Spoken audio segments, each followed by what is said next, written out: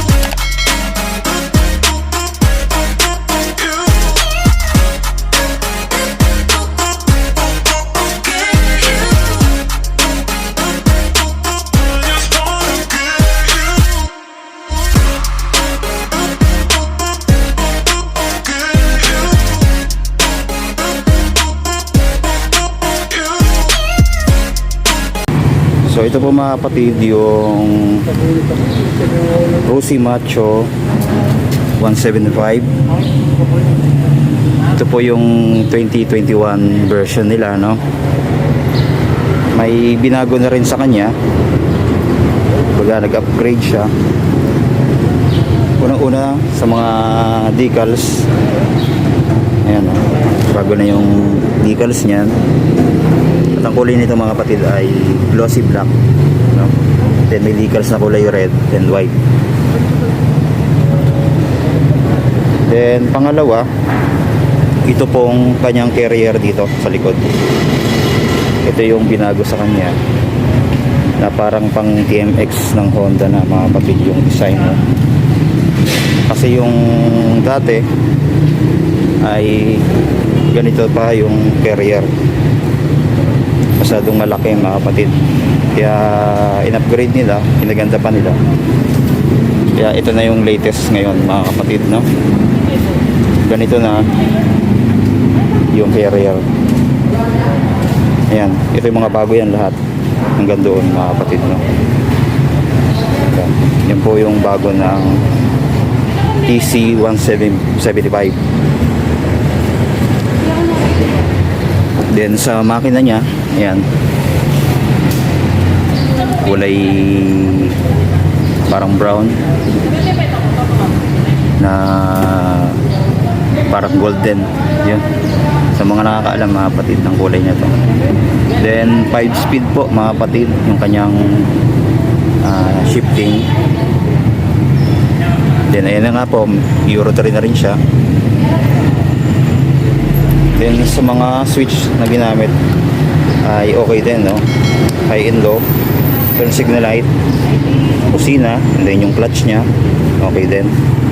Then dito bukasan niya ng ilaw, then meron siyang hazard, and then yung electric start, then yung throttle nya malabot din, then yung preno sa harap, no? Then ito yung kanyang susi.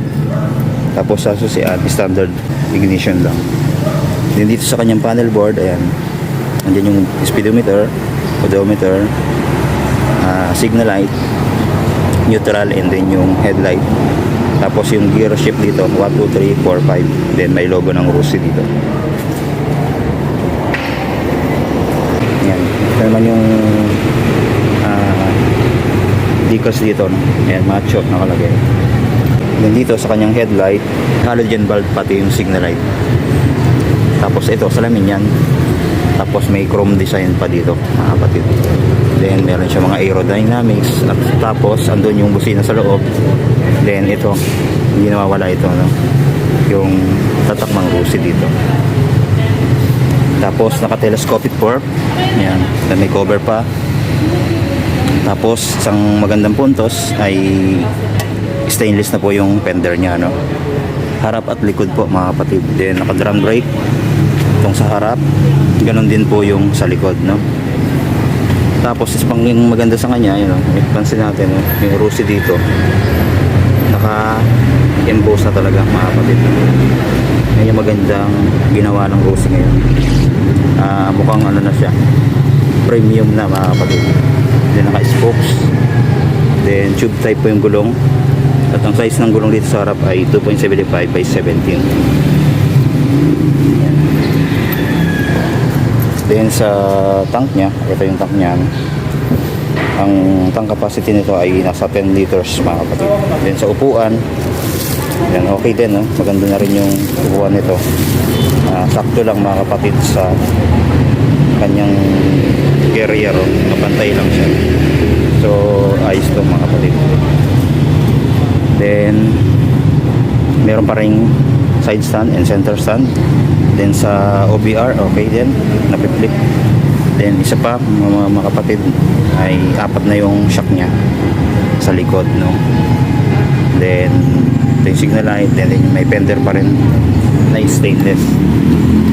Then dito sa kanyang tail light ay halogen bulb po yan mga kapatid, kasi ito yung kanyang plate holder, no? Then dito sa side na to, dito yung kanyang spark plug, and then yung carburetor o piston type mga kapatid, and then ito yung tapakan ng preno, no, sa likod. Yan, okay din, malapad po yung tapakan nya. Then may kickstart pa rin. Then sa muffler nya, yan, okay din siya dahil matte black na yung kanyang tabucho. Then may cover pa na stainless dito, no? Then may tatak na Rusi yan mga kapatid. So yan po mga kapatid, yung Rusi Macho 175 na bagong bago ngayon mga kapatid, no? Sa mga gusto ng malakas sumatak na pan-tricycle, ito po yung nababagay sa inyo, no?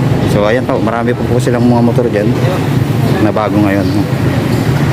Dalaw na po kayo dito sa Rusi Florida Blanca para ma-assist kayo. Salamat po.